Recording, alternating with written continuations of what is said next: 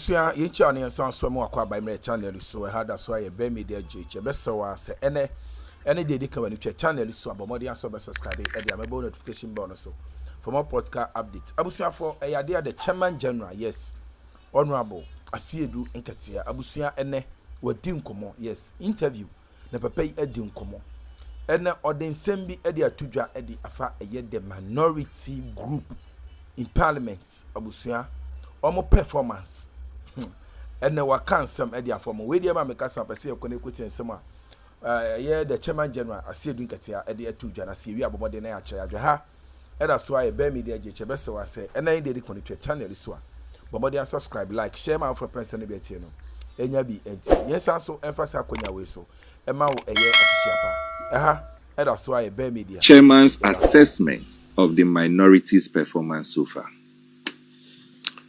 Well, I think that minority as a whole, I've heard some very interesting and sensible debates coming from the minority side. Some of their positions, I've admired some of their positions, but there are other positions, with all due respect, that doesn't make sense at all to me. You know some of them? You want to share some of them with us? No. And so, and the general conduct, I mean, there are things they do. If I was their party leader, I'll condemn. I will not allow them today because you see, in minority, what you want to do is to try and win the population to your side. Okay. So you must appear, you must have some minimum credibility by the way you conduct business. But if you are seen to be doing things that are not serving any purpose, apart from being of nuisance value, then you lose that credibility. And if you lose that credibility, it will be difficult for you to get the population behind you.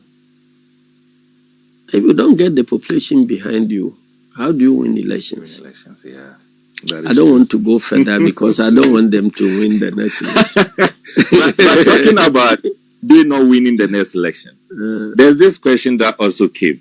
It says that, can you please ask Chairman General about his expectations from the NPP's flag bearership contest? My expectations? Yes. What do you expect? I don't want to expect anything. If you are asking me as acting national chairman for MPP, then it's a different story. But if you are asking me out there, now, but how are you combining it? Now being an acting national chairman for MPP and being the chairman for NDC. How are you able to combine these two? In fact, I'm going to add the UP because because people from Wenchi have we have shares in that tradition. But Chairman, there are a lot of people talking about how, of course, there seems to be a vacuum when it comes to leadership, internal leadership in the MPP. Now, people are also talking about how they are even conducting themselves in terms of having first the flag bearership race before coming all the way down.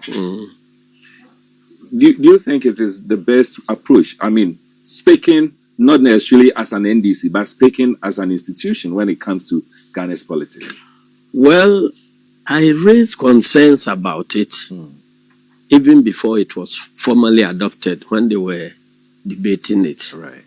I raised certain concerns maybe they amended their ways in order to address some of the concerns I raised. Right. Because the first concern was about mandate. Sure.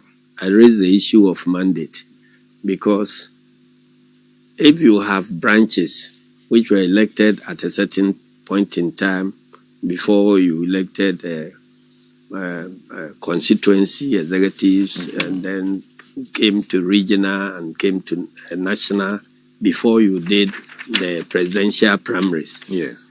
And you are now going to skip everything and begin at the presidential primaries before you come down. Yes. The delegates, some of whom are your party executives at various levels, if their tenure had ended, and instead of starting to renew their mandate from there, and you ask them to go and vote for the presidential candidate, then the branches are voting without mandate. That's true. So who are they representing when they choose a presidential candidate? I raised that issue, that it is dangerous. Somebody could take them to court. So when they attended their national meeting, somehow they came and fixed a date which will still make the mandate of their branches unexpired. Unexpired, that's true. But it still has not cured the challenge, Fundamental the fundamental challenge, because immediately after voting for their presidential candidate, their mandate will expire. So if you have somebody who is who has 1 month to live, and you want the person to select a candidate who will be marketed by new people, who had no hand in selecting that candidate. So it's like somebody has made a choice and you are compelled to now go and market that choice. It's difficult. That's true. And again, it can lead to purging of the party. Okay. And the purging can also lead to people defecting from the party en masse. Okay. You see, if you realize, there are times when, as a general secretary, I try to combine parliamentary and presidential primaries. Exactly. Yeah. The logic is that it is not every member of parliament who will be towing the same line. In fact, if all of them tow the same line, it's dangerous for the party. You must allow them to, take their own positions and not to be compelled. But if you choose the presidential candidate before coming to think about the parliamentary candidate, a presidential candidate who is very dictatorial can send signals that anybody who did not support my bid as a presidential candidate should not be given the opportunity to become a member of parliament. I can't work with them. That's true. We saw it during Nanado's time. He said it so boldly. That is part of the challenges they are dealing with now. Okay, if at that time they had stood up and faced the issues, maybe they could have stopped him in his tracks. But they all behaved cowardly and allowed the problem to fester. And they are now reaping the results. But the one who created it is no longer a president. He's sitting somewhere in retirement. He may choose to comment or not to comment. That is true. You understand? That is very true. So it can lead to purging, where So in many of our past elections when I was General Secretary, I pushed for presidential and parliamentary to be done at the same time. Okay.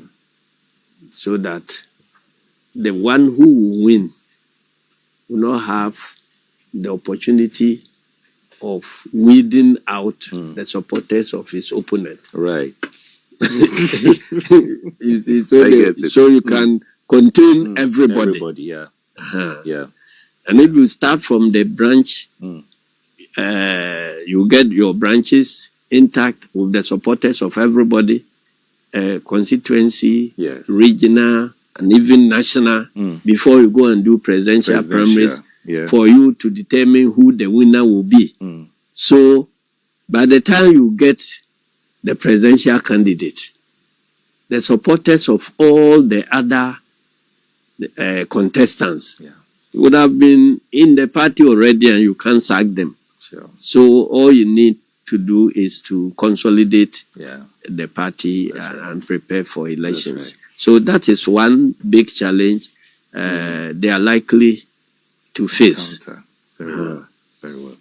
Chairman, the program is becoming so exciting. Let me be quick with the questions.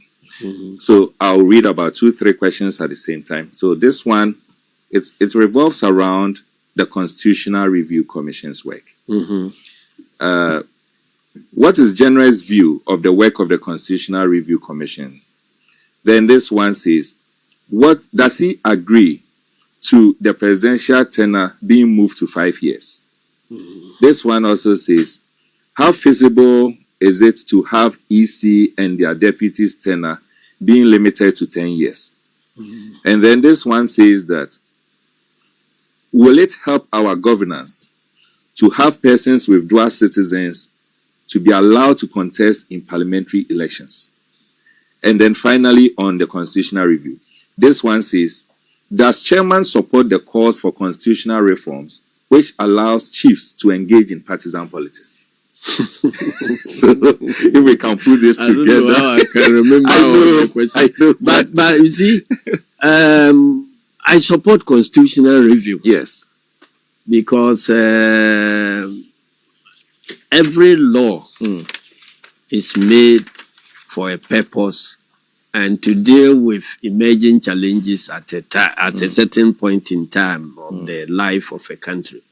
So, having operated the Constitution for over 30 years, I think that some of the articles and clauses have been tested.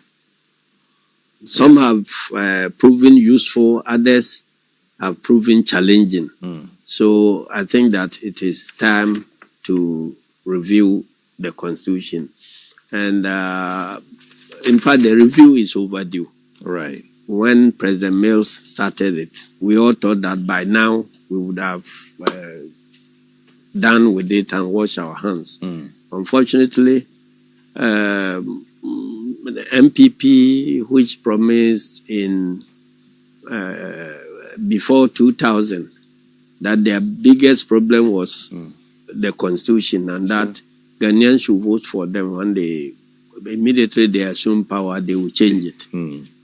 And later, for us to be told by Nanado that it was too early to change the Constitution. I was surprised. Nanado has run this country with some contradictions because some of us have worked with him before, you know. And what he stood for in those days could not be put to practice when he became the president. And so he's my friend, but each time I meet him and he asks me why I'm still attacking him, I tell him I'm disappointed in him because we all followed him at a point in time knowing that he will, whoever gets the opportunity to become the president will implement what we believed and preached. At that time, I was with him in the People's Movement for Freedom and Justice, that fought military regime. I was with him in the first political party that I joined was United National Convention. He was our general secretary. I was a constituency organizer. Wow. And Wow. so then all the things that we have preached, if at least one of us gets the opportunity to become president, should be seen we implementing expect it. that you will implement them the same way that we had demanded that earlier regimes, like military regimes and others, we implement them. And so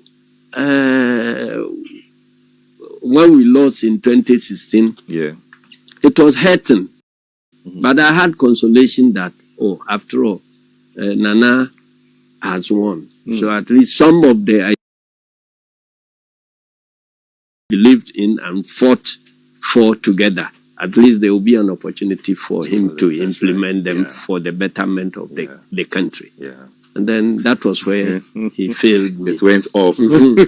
So, yes. First of all, I would have suggested that maybe it is yet to happen. Right. But we still have survivors from the Consultative Assembly, members of the Consultative. You want to find out. We are ending the year. Yeah. What is your assessment of the majority in Parliament?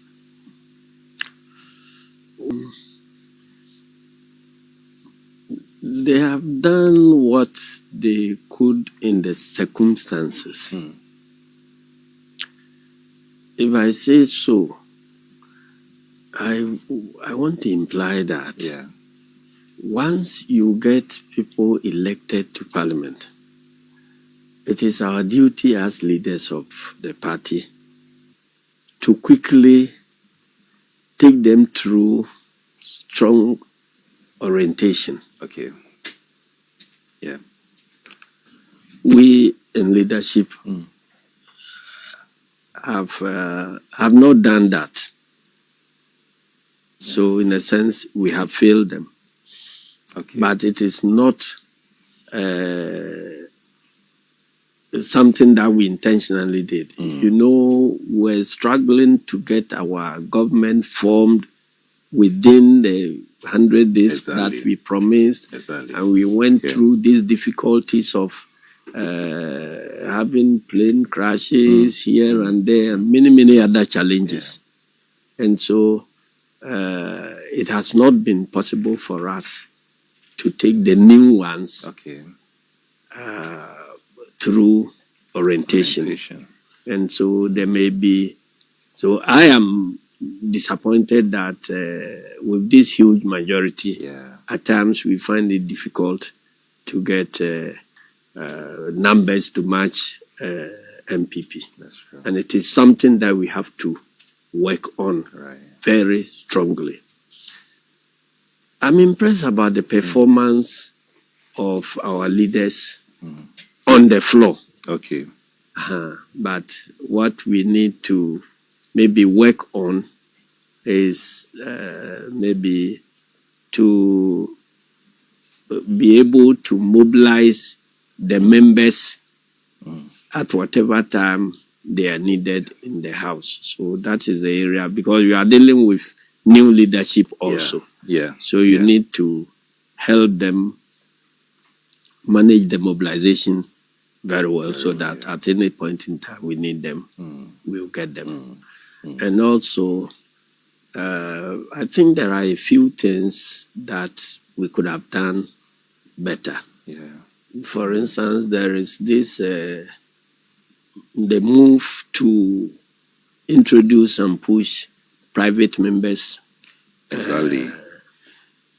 bill. Law. Yeah. You know, the history of lawmaking in this country has been that it is always very difficult to get a private member's bill passed into law.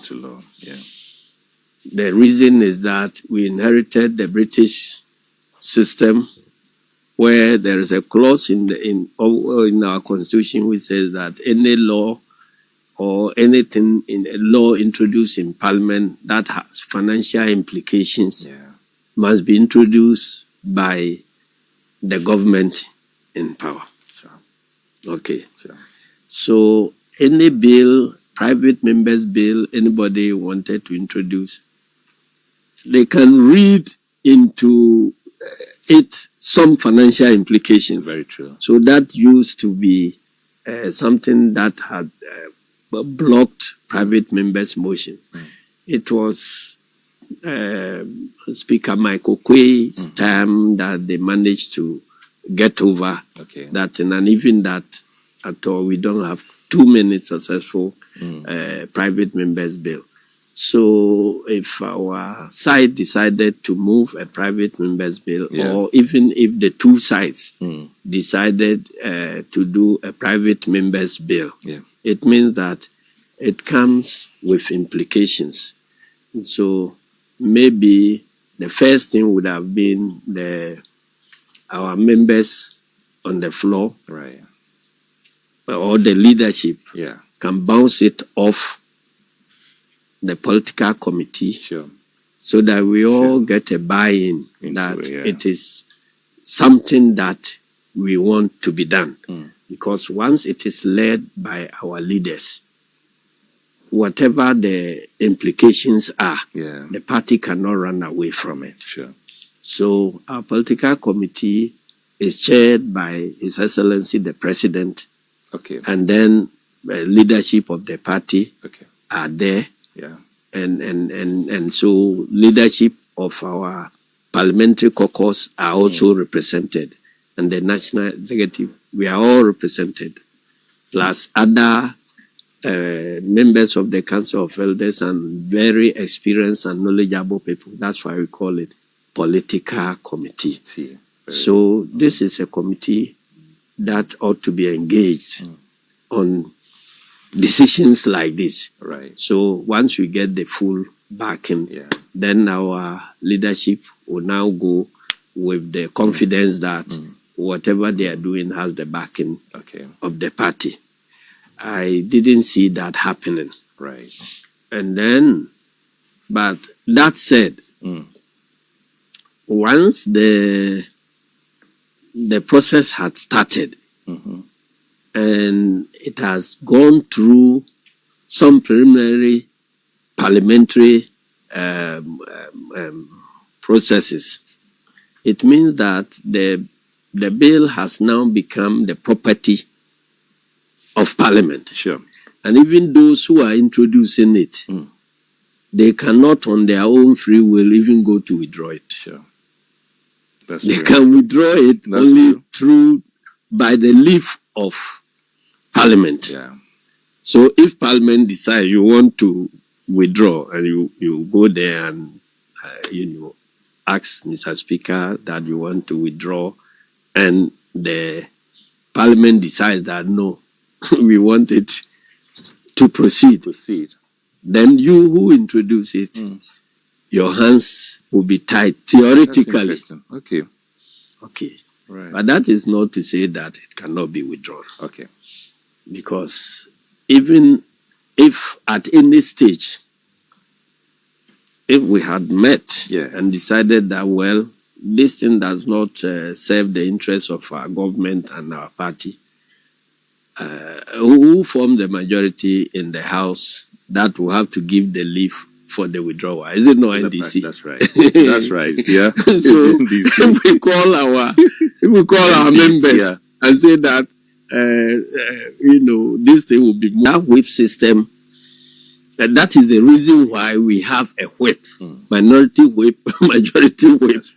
So whatever is going to be discussed in Parliament, is the party feels so strongly that it must go in a certain direction because of our manifesto commitments.